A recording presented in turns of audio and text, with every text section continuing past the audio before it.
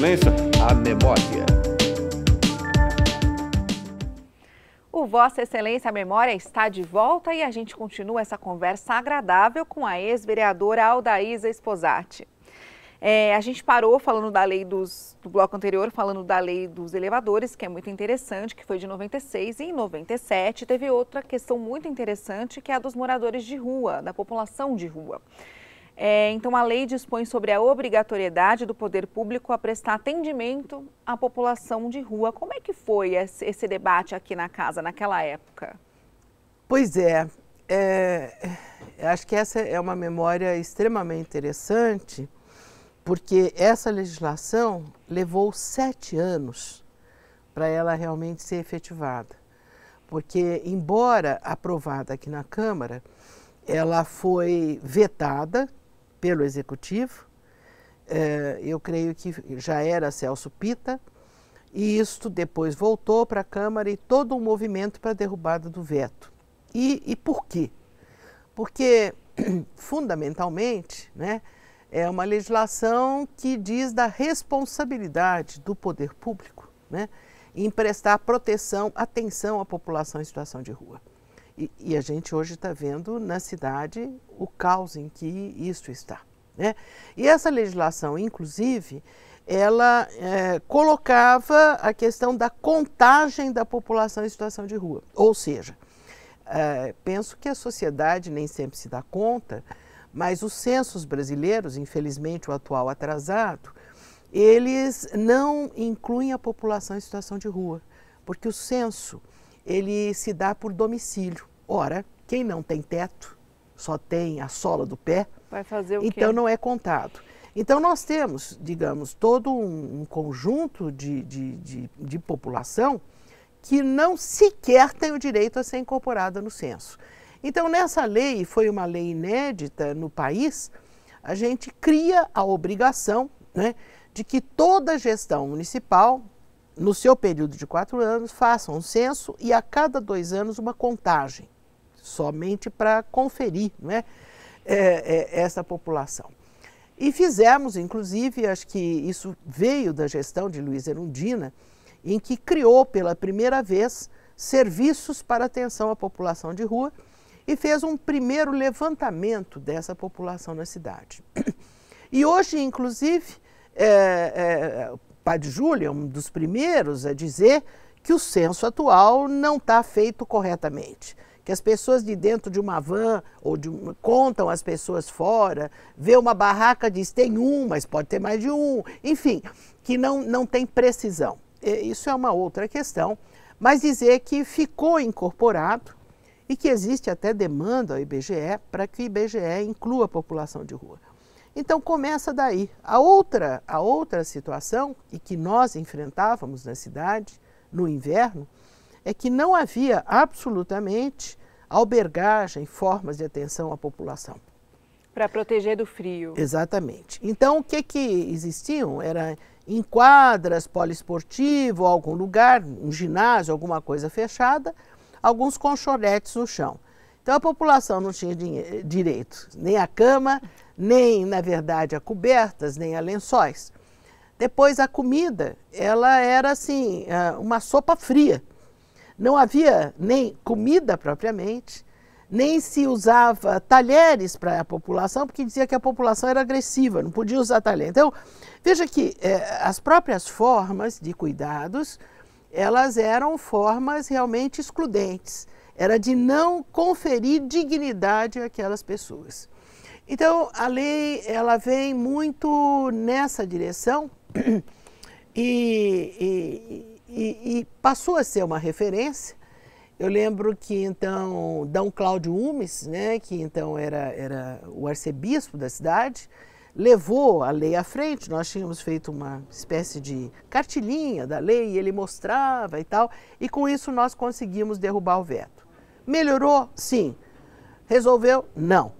Certo? Porque há ainda, claro, essa discriminação e uma ausência de respostas, né, na quantidade e qualidade adequada, né?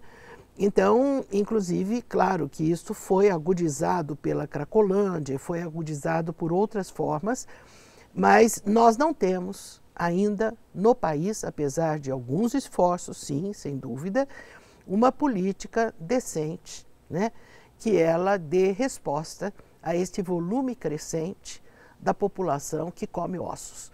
Quer dizer, eu acho que chegamos a esta situação, a esse certo? nível, Que é terrível. Quer dizer, é uma redução da dignidade. A derrubada de um veto é uma grande resposta. Sim, aqui sem dentro. Dúvida. Conta um pouquinho para o nosso telespectador como é que funciona isso, porque acontece depois de uma negativa da prefeitura, do executivo. Então, é porque no processo legislativo, né, depois que a Câmara ela vota como projeto de lei, nós aqui só trabalhamos com projeto de lei, né? Então, ela manifesta a sua anuência à aprovação do projeto de lei, isto vai para o prefeito, aí tem toda a assessoria jurídica, legislativa e mais a própria análise política, né? Nessa direção. Então, o que acontece é que digamos, aí o prefeito vai tomar uma decisão. E claro, acho que Frei Beto tem uma expressão muito interessante. Ele diz que política e feijão a gente só cozinha na pressão. Então, eu acho que daí o que tinha que se fazer era a pressão para isso. E isso foi organizado, eu diria, temos fotos e tal, uma primeira passeata da população e que foi diretamente ao gabinete, então, que ficava ali no Largo Dom Pedro, que chama, ali na Baixada, e ali fomos, o prefeito decidiu chamar uma comissão, estava Padre Júlio, eu e algumas pessoas, né, que eram do movimento da população em situação de rua, buscando isto, e tinha a palavra de Dom Cláudio, né? Na hora que o arcebispo se colocou, eu acho que isso deu uma outra força, um outro significado, né? É a tal da pressão. Exatamente, entendeu? Quer dizer, então acho que ampliou assim o fogo, aqueceu mais, e com isso nós conseguimos derrubar, porque a lei, ela só diz isso, né? Quer dizer, o poder público deve prestar serviços, atenção a essa população e tratá-la com dignidade. Claro, tem várias questões ali postas, mas fundamentalmente é isso que está posto.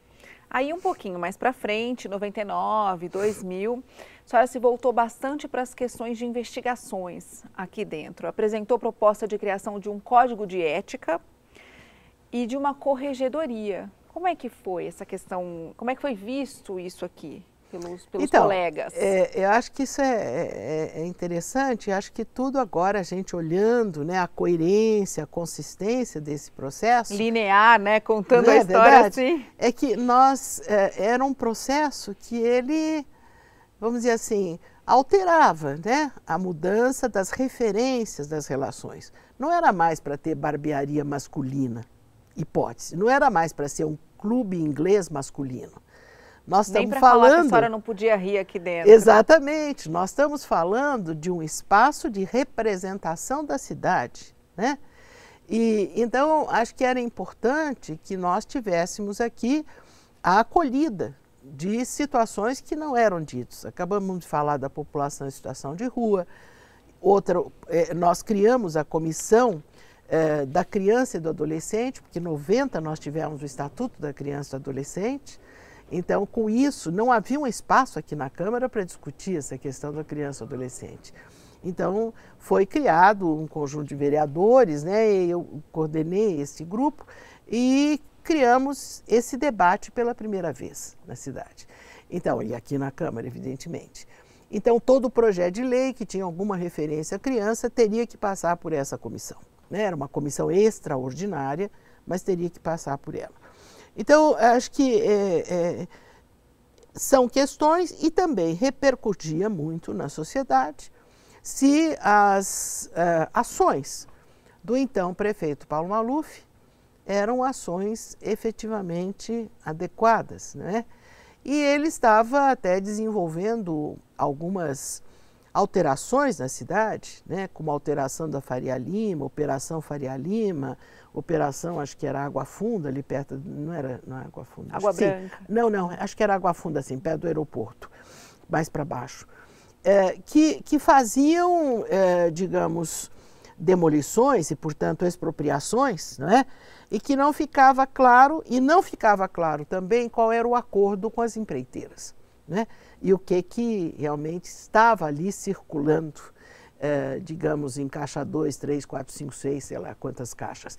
Enfim, então acho que essa foi uma discussão forte e uma discussão que a gente vê que ao longo dos anos ela perdurou, né? Como voltar aquele dinheiro que era daqui da cidade, que era da prefeitura, para os cofres públicos. Isso é uma coisa que repercute. Então, é evidente que fazer essa discussão na Câmara implicava em forte coragem. Por quê? Porque, em geral, né, digamos, o Legislativo, ele tem uma bancada afinada com o governo de plantão, com o qual ele se relaciona e troca, digamos, várias situações de apoio mútuo e daí para frente. E levantar, digamos, essa questão, né, era alguma coisa muito difícil. Eu lembro bem que eu pela academia, eu estava desenvolvendo o mapa da exclusão e inclusão social, que nós tínhamos conseguido aprovar, né? Esse foi um trabalho que nós fizemos ainda na gestão da Luísa Erundina, de criar os 96 distritos de São Paulo. O pessoal nem sabe que essa nomenclatura dos 96 foi um trabalho que fizemos, né? E isto, na verdade, fomos depois com o censo de 91, estudar o que tinham esses distritos. E aí nós identificamos que fizemos digamos, um layer onde nos mostrava que você tinha ações, investimentos de interesse de um segmento da sociedade, não necessariamente o segmento que mais necessitava. E eu lembro que eu fui convidada para fazer em Washington, lá no Banco Mundial, uma apresentação desse trabalho, e eu mostrei a eles que eles, com o financiamento do Banco Mundial, estavam ajudando essas operações que, na verdade, agrediam uma própria democratização do recurso na cidade.